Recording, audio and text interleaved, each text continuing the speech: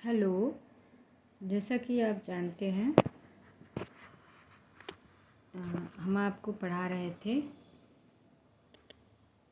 उत्तर मध्यकाल 1700 रीति काल 1700 से 1900। और उसमें हमने आपको पढ़ाया पहले आपके हैं कौन से कवि, ये मैंने उसके रेफरेंस पढ़ाया, ये उनके बारे में सामान्य परिचय। और फिर उसके बाद हमने आपको पढ़ाए प्रकरण 2 रीति ग्रंथकार कवि चिंतामणि और बैनी, और फिर महाराज जसवंत। फिर उसके बाद हम आपको पढ़ाए बिहारी। जैसे कि आपको पता है, बिहारी हमने अभी यहीं तक पढ़ाया है, पेज नंबर 208। अब हम आज आपको पढ़ाएंगे 209। तो सुनिए बिहारी का शेष भाग। तो आपको जैसे पता था कि ये मथुरा चौबे कहे जाते थे। इनका जन्म ग्वालियर के आसपास बसुआ गोविंदपुरा गांव संवत 1660 के लगभग माना जाता है। तो देखिए आगे उसके भारतेंद्र हरिश्चंद्र ने कुछ और कुंडलियां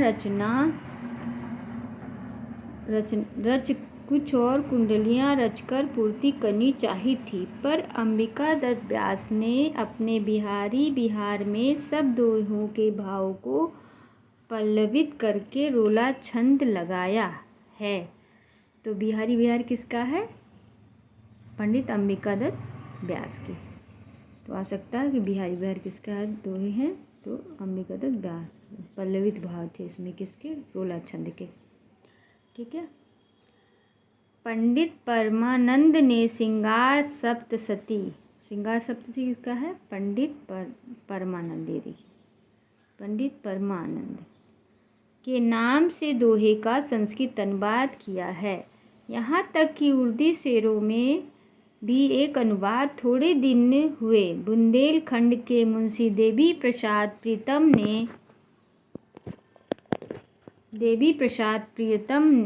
ने लिखा। देवी प्रसाद यानी उनका नाम प्रियतम भी है। देखिए इस प्रकार बिहारी संबंधी एक अलग साहित्य ही खड़ा हो गया। इतने से ही इस ग्रंथ की स्वर प्रिय का अनुमान हो सकता है। बिहारी का सबसे उत्तम और प्रमाणित संस्करण बड़ी मार्मिक टीका के साथ थोड़े दिन हुए प्रसिद्ध साहित्य मर्मज्ञ और ब्रज भाषा के प्रधान आधुनिक कवि बाबू जगन्नाथ रत्नाकर ने निकाला, जिनके श्रम और जितनी सावधानी से संपादित हुआ है, आज तक हिंदी का और कोई ग्रंथ नहीं हुआ। बिहारी ने इस सही के अतिरिक्त और कोई ग्रंथ नहीं लिखा। यही एक ग्रंथ उनकी इतनी बड़ी कीर्ति का आधार है।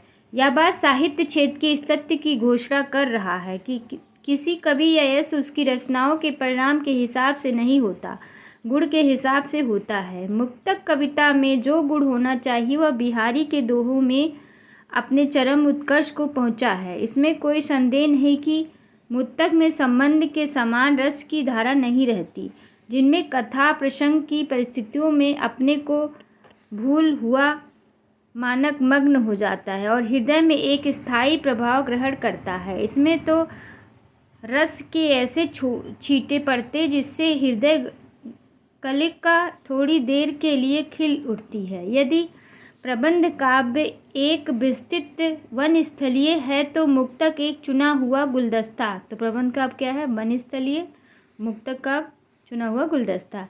इससे आ सकता है कथन में कि प्रबंध काव्य वनस्थलीय है, सही गलत है, सही लगाना। मुक्तक काव्य चुना हुआ गुलदस्ता सही है, अगर नहीं आए तो गलत है। इसी से यह सभा समाजों के लिए अधिक उपयुक्त होता है।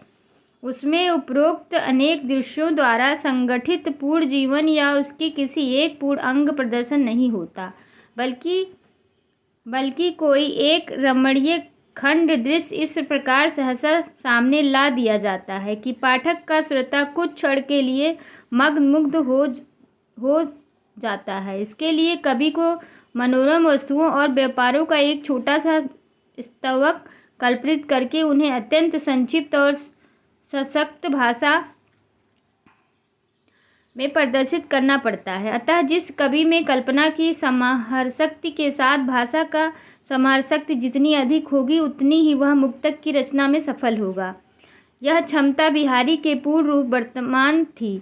इसी से वे दोहे ऐसे छोटे छंद में इतना रस भर सके कि उनके दोहे क्या हैं, देखिए दोहे क्या हैं, रस के छोटे छींटे हैं। तो दोहे क्या हैं, इनके दोहे क्या हैं, कह रहे हैं आचार्य रामचंद्र शुक्ल, रस के छींटे हैं, छोटे छोटे। इसी से किसी ने कहा है, अब देखिए इन्होंने, किसी ने कहा है, सतसैया के दोहरे जो नावक के तीर, देखत में छोटन लगे बैद सकल शरीर है। किसका है, बिहारी के लिए कहा गया। बिहारी ने रस व्यंजना का पूर्ण वैभव उनके अनुभवों के विधानों में दिखाई पड़ता है। अधिक स्थलों पर तो उनकी योजना की निपुणता, उक्ति कौशल के दर्शन होते हैं। देखिए ये भी पंक्ति बिहारी की बहुत प्रसिद्ध है, बाद में आता भी है। नहीं पराग नहीं मधु मधु नहीं विकास यही काल, अली कली ही सो बैधो आगे कौन हवाल। ये किसका है, बिहारी का। किसके लिए लिखते हैं, राजा अपने महलों में से बाहर नहीं निकलते हैं, इसलिए ये पत्र उन्होंने महाराज को भिजवाया जिससे वो बाहर आए। कौन से राजा थे वो, कभी जयपुर प्रेम में इतने लीन हो गए, तो ग्वालियर के राजा थे राजा जयशाह, महाराज जय सिंह थे, ठीक है, उनके लिए लिखे थे। तो मैंने ये रिवीजन किया, आगे देखिए।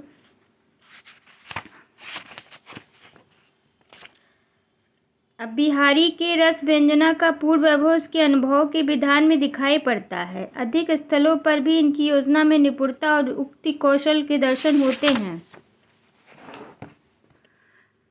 पर इस विधान से उनकी कल्पना की मधुरता झलकती है। अनुभव और भाव की ऐसी सुंदर योजना कोई श्रृंगार कभी नहीं कर सकता। नीचे की महाभरी सजीव मूर्तियां देखिए। बतरस लालच लाल की मुरली धरी लुकाए, सोहे करे भौहेनी हंसे देन कहे नट जाए। नासा मोरी नचाई दृक करी काका की सोहे, काटे सी कसके हिये गड़ी कटीली भोए। लालन चालन सुनी पलन में असुआ झलके आई, भई लखाई ना सखिन हूँ झूठे ही जमुहाई। अब भाव व्यंजना, यह रस व्यंजना के अतिरिक्त बिहारी ने वस्तु व्यंजना का सहारा भी लिया, बहुत लिया। विशेष शोभा या कांति, सुकुमारता, विरहताप, विरह की क्षीणता आदि के वर्णन में कहीं कहीं वस्तु व्यंजना औचित्य की सीमा का उल्लंघन करके खिलवाड़ के रूप में हो गई, जैसे इन दोहे में देखिए। खिलवाड़ के रूप में हो गई औचित्य व्यंजना, इसमें देखिए। पत्रा की तिथि पाइये वा घर के चहुपास, नित्य प्रतिपून्यु रहे आनन ओप उपास। छाले परिबे के डरन छाले परिबन के डरन, सके न हाथ छुड़ाए, झिझकत हिये गुलाब के झवा झवावत पाए। इत आवति चली जात उत चली 6 सातक हाथ, चढ़ हिडोर सी रहे लगी उसासन साथ। सीरे जतननी सिर ऋतु सही बिरहानी तनताप, बसिबे को ग्रीष्म दिनन परियो परोसनी पाप। आड़े दे आले बसन जाड़े हूँ की रात, सहसा के ने हबस सखी सभे डिग जाती। अनेक स्थानों पर इनकी व्यंजनार्थ को स्फुट करने के लिए बड़ी क्लिष्ट कल्पना अपेक्षित होती है। ऐसे स्थानों पर केवल रीति या रूढ़ि की पाठक की सहायता करती है और उसे पूरे प्रसंग का आक्षेप करना पड़ता है। ऐसे दोहे बिहारी में बहुत से हैं, पर यहाँ एक उदाहरण ही पर्याप्त होंगे। देखिए, ये प्रेमचंद लिखे, ये आचार्य रामचंद्र शुक्ल लिखे हैं। ढिठी परोसनी ईट है, गहे जुगहे सयान। ये दोहे किसके हैं? बिहारी के हैं। और उदाहरण किसने दिखाए हैं? रामचंद्र शुक्ल। सबे सहे से कही कहो, सुख सुख का हट में मान। नए बिरह बढ़ती बिथा, खरी बिकल जी बाल। बिलख देख परोसिनो, हरसी हंसी ती काल।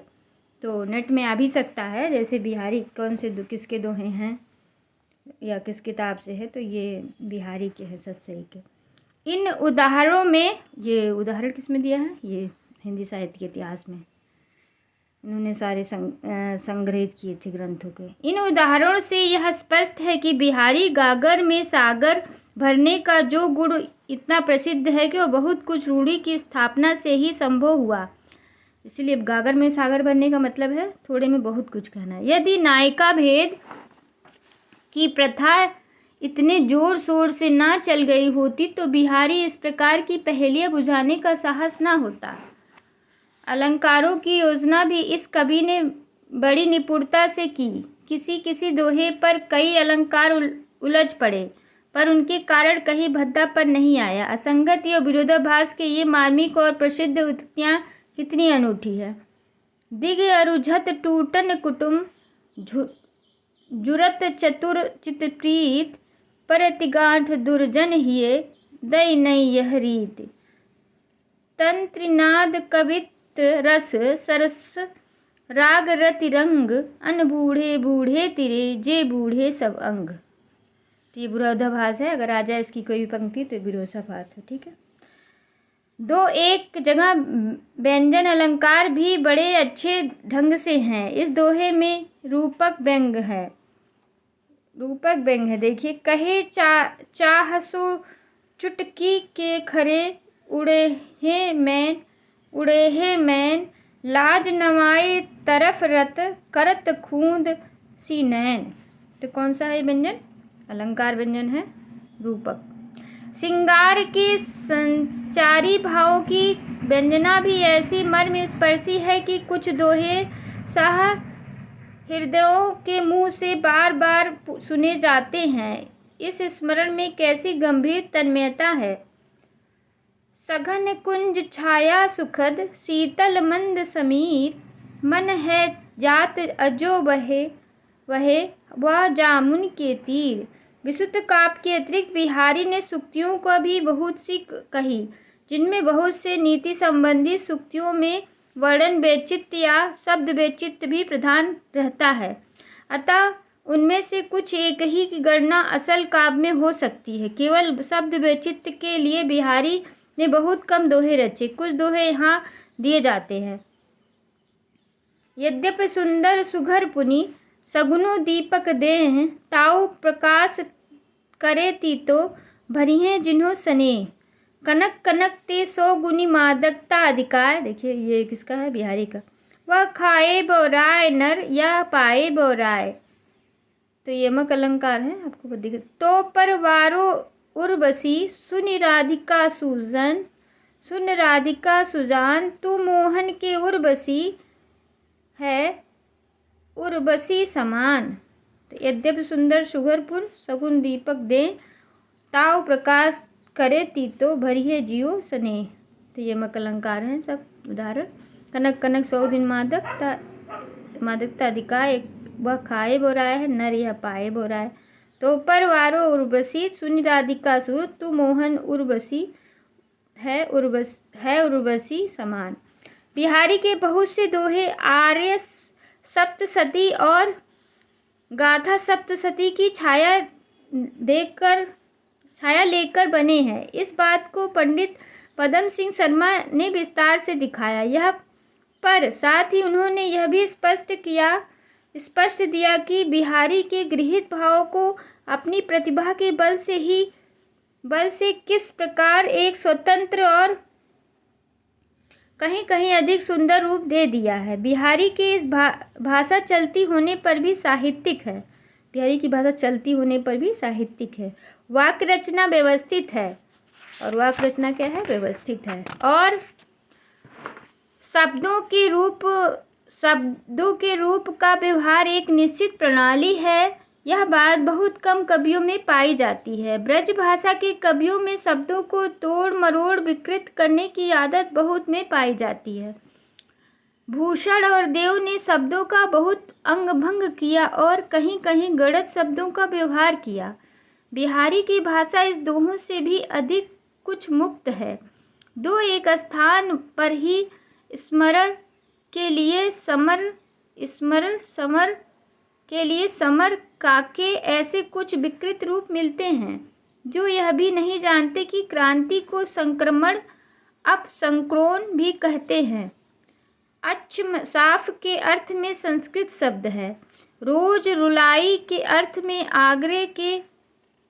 आगरे के आसपास बोला जाता है। रोज रुलाई कहाँ बोला जाता है? आगरे के आसपास। और कबीर जायसी आदि द्वारा बराबर व्यवहारत हुआ है। सोनजाई शब्द स्वर जाति से निकला है। जूही से कोई मतलब नहीं। संस्कृत में वारी और वार दोनों शब्द हैं और वार्द का अर्थ भी बदला है। वार्द का अर्थ क्या है? वार्द का अर्थ है बादल। मिलान पड़ाव या मुकाम के अर्थ में पुरानी कविता में भरा पड़ा है। मिलान पड़ाव या मुकाम। चलती ब्रज भाषा में बिछाना रूप ही आता है। खटकती का रूप बहुवचन में भी यही रहेगा। खटकती बहुवचन है।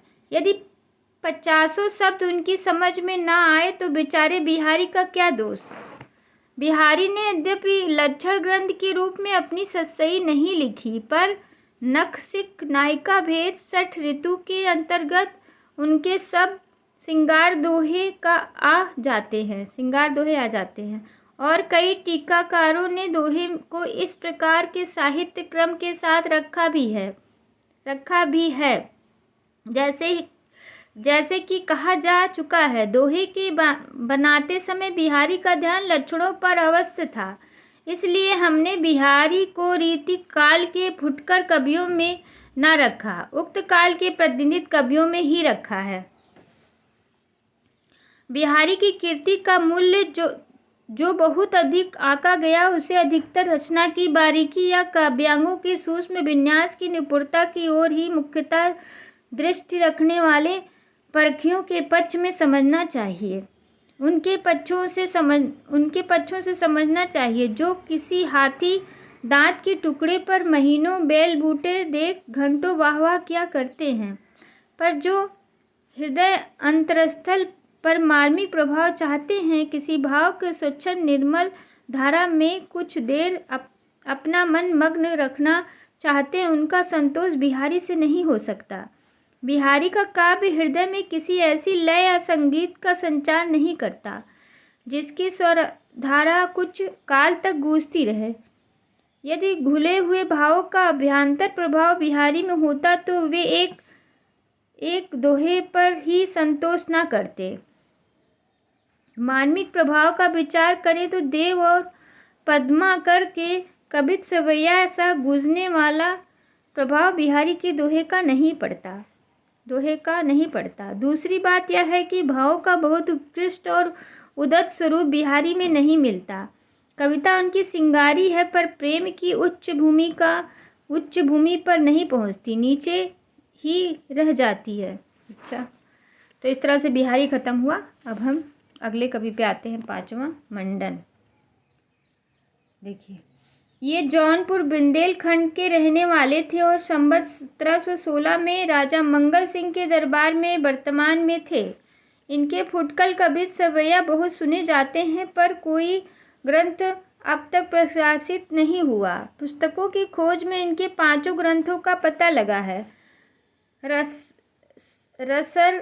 रस रत्नावली, रस विलास, जनक पचीसी, तो किसके? मंडन के। देखिए, रस रत्नावली मंडन, रस विलास मंडन का, जनक पचीसी मंडन का, जानकी जू की ब्याह मंडन का, नैना 50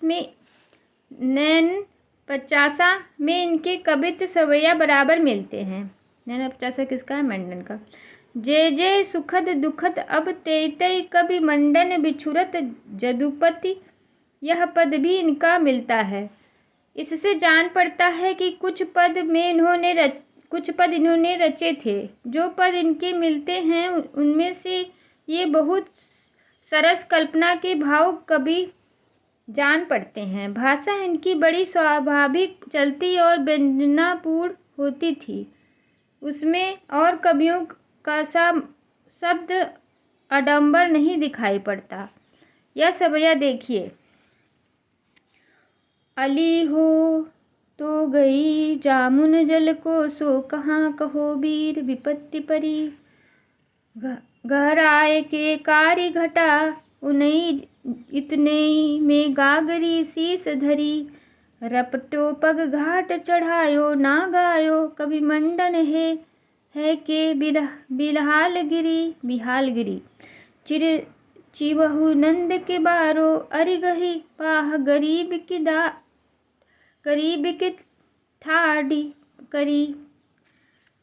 तो इस तरह से मंडन खत्म हुए। छठवा आता है मतीराम। ये रीति काल के मुख्य कवियों में हैं और चिंतामणि तथा भूषण के भाई परंपरा से प्रसिद्ध हैं। ये तिकवापुर जिला कानपुर में संवत 1674 के लगभग उत्पन्न हुए थे और बहुत दिनों तक जीवित रहे।